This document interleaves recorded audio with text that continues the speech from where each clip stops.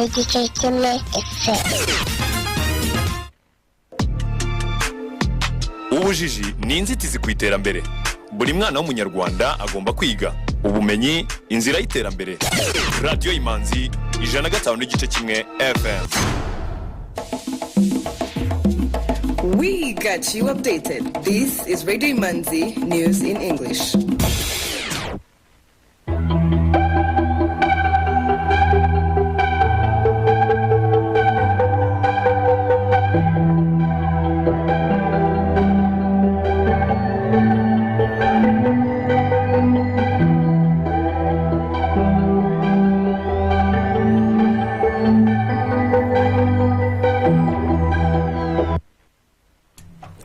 Good evening, dear listener. Thank you for tuning in. This is Radio Imanzi 105.1 FM, broadcasting from Kigali. Here are the news in English, brought to you by Alvin Umngali. The headlines. Rwanda National Police has said in accidents that occurred in different parts of the country between December 31st and January 2nd, 4 people died while 5 others were seriously injured. Cuban-American singer and songwriter Camila Cabello has shared her excitement with her fans after visiting the noble giant silverback gorillas in Rwanda's most popular tourism destination, Volcanoes National Park. Tanzanian President Samia Suluhu Hassan has lifted the long-standing ban on political rallies, which the opposition has been demanding. A Ugandan soldier has shot and killed 3 colleagues serving in Somalia as part of the African Union peacekeeping force. We'll be back shortly with news in detail.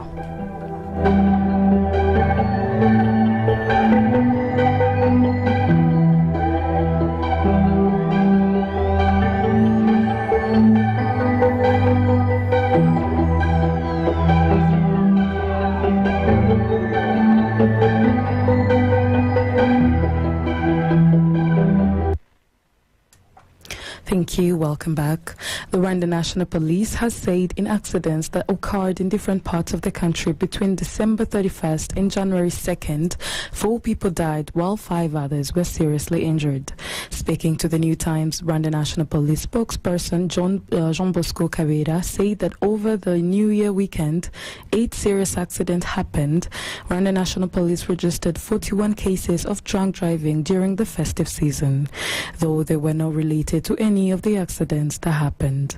Kabera said on the night of December 31st, 21 people were arrested for drunk driving, while on the night of January 1st, 20 more were apprehended.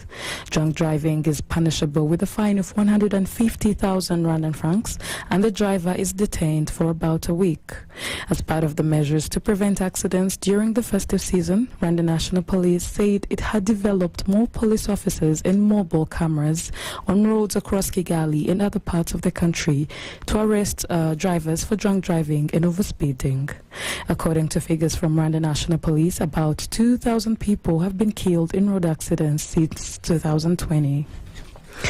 Cuban-American singer and songwriter Camila Cabello has shared her excitement with her fans after visiting the noble giant silverback gorillas in Rwanda's most popular tourism destination, Volcanoes National Park. In expressing her reaction after visiting the gorillas, Cabello tweeted that I never imagined in my wildest dreams I could one day hike in the rainforest and be able to look in the eyes of a silverback gorilla and literally bow in his presence.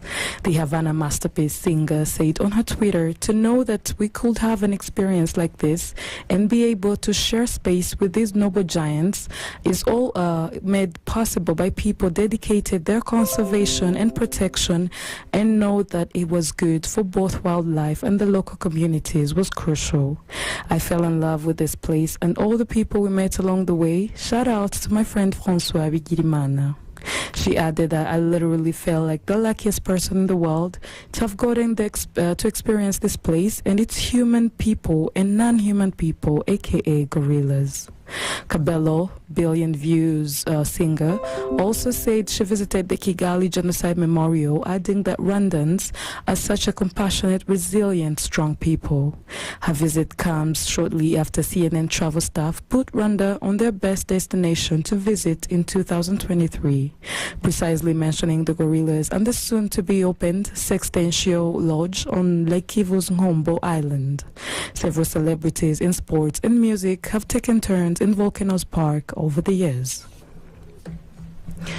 Classes of the second term are set to begin across the country on Monday, January 9th. Boarding school students will return to their respective schools from January 5th to 8th. Students from the district of Nyaruguru, Huye, Nyabihu, Rubavu, Musanze, Rwamagana and Kayonza will be the first to depart on Thursday, according to an announcement by the National Examination and School Inspection Authority, NESA. On January 6th, students from the district of Muhanga, Nyamagabe, Rulindo, Gakenke, Karongi, Rutsiro, Ngoma and Kirehe will follow, and then on January 7th, students from the district of Nyanza, Kamonyi, Gicumbi, Nyamasheke, Rusizi, Gatsibo and Nyagatare. Finally, students from Nyarugenge, Gasabo, Kicukiro, Gisagara, Ruhango, Burera, Ngororero and Bugesera districts will also depart on January 8th, in time to begin the term on January 9th. To make travel easier, the government has arranged buses to transport students departing from Kigali and those passing through Kigali to other provinces to their schools.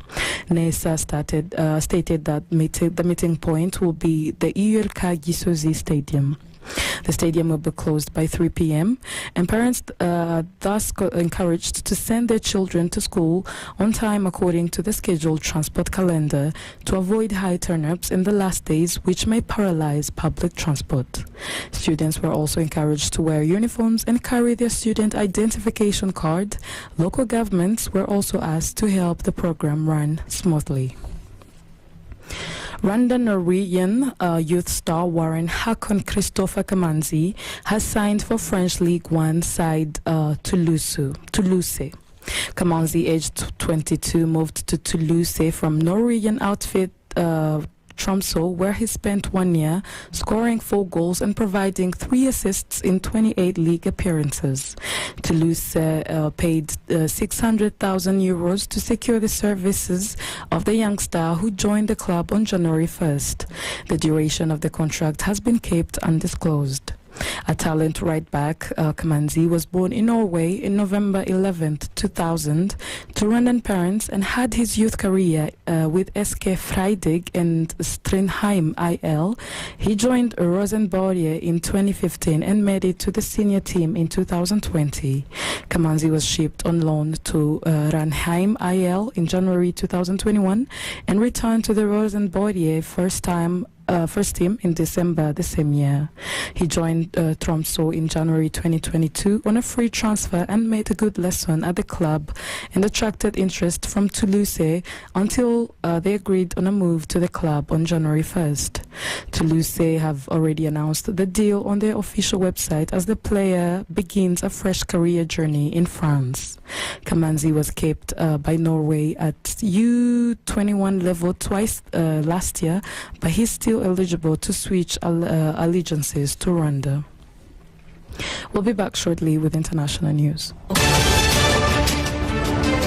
Some items of international news on Radio Imanzi.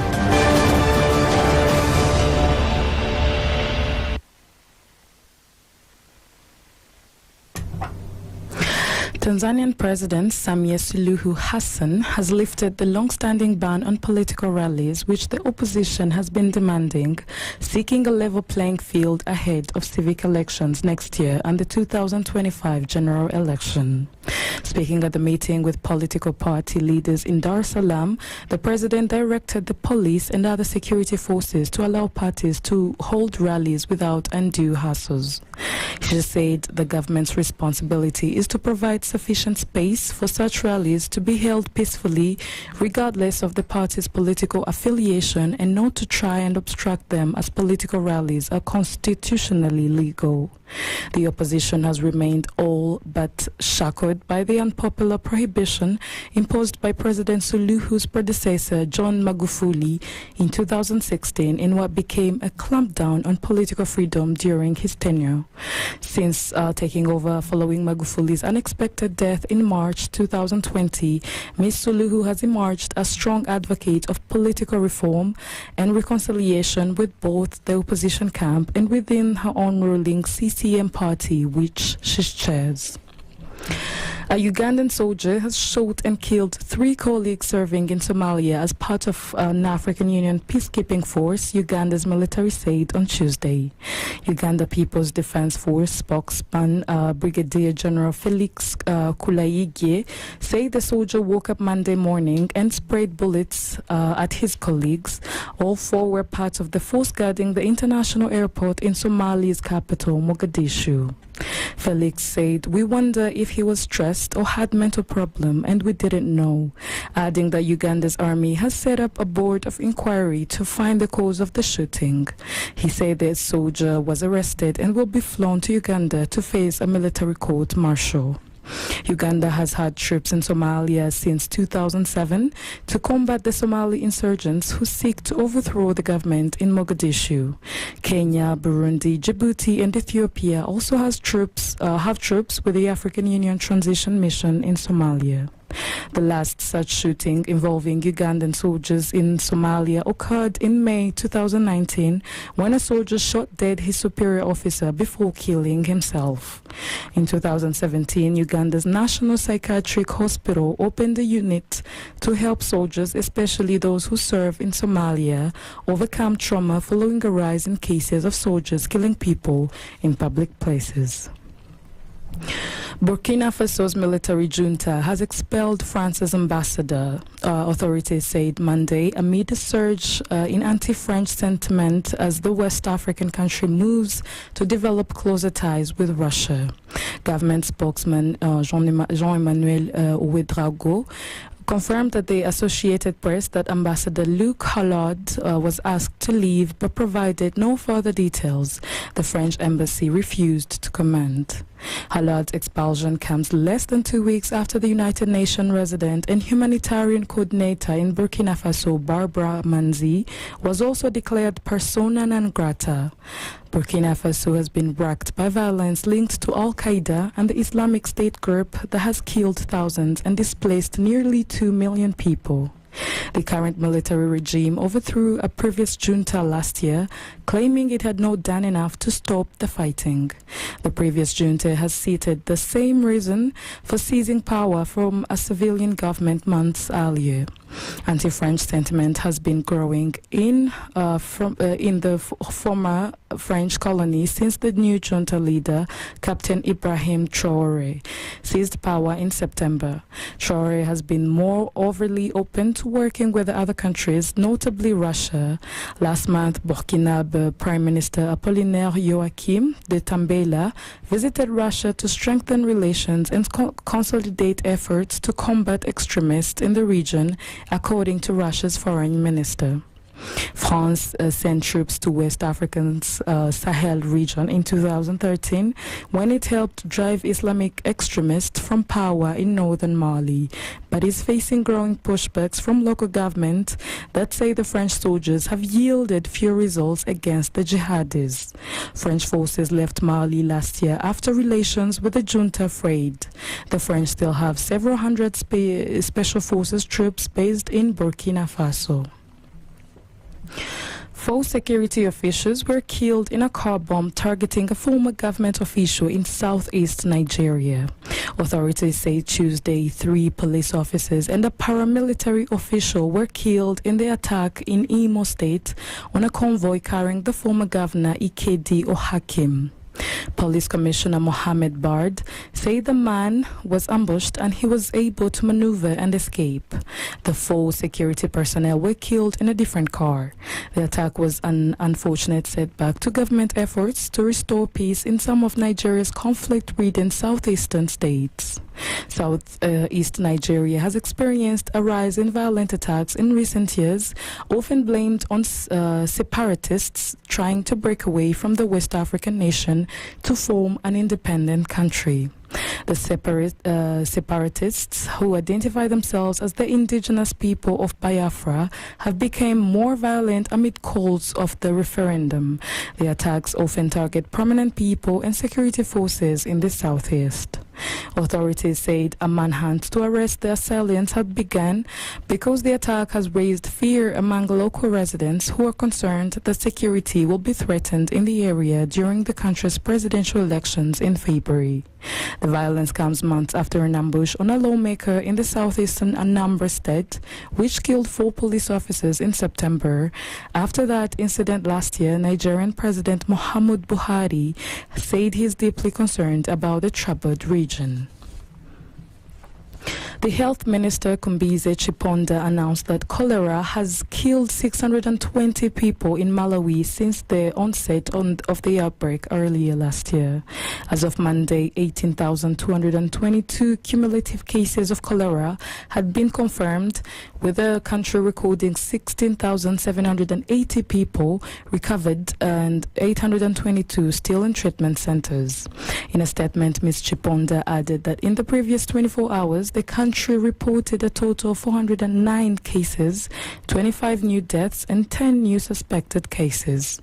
She said all the 29 health districts have reported cholera cases since the confirmation of the first case in March in Machinga district. Early on Monday, the country's government postponed the opening of primary and secondary schools for at least 2 weeks in Blantyre and Lilongwe districts. And that brings us to the end of today's program. The headlines once again. Rwanda National Police has said in accidents that occurred in different parts of the country between December 31st and January 2nd, 4 people died while 5 others were seriously injured. Cuban-American singer and songwriter Camila Cabello has shared her excitement with her fans after visiting the noble giant silverback gorillas in Rwanda's most popular tourism destination, Volcanoes National Park. Tanzanian President Samia Suluhu Hassan has lifted the long-standing ban on political rallies which the opposition has been demanding. A Ugandan soldier has shot and killed 3 colleagues serving in Somalia as part of an African Union peacekeeping force. Thank you for staying with me. This was Alvin Umngadi, and on behalf of Radio Imanzi, we wish you a wonderful year of 2023. Stay safe and have a wonderful night.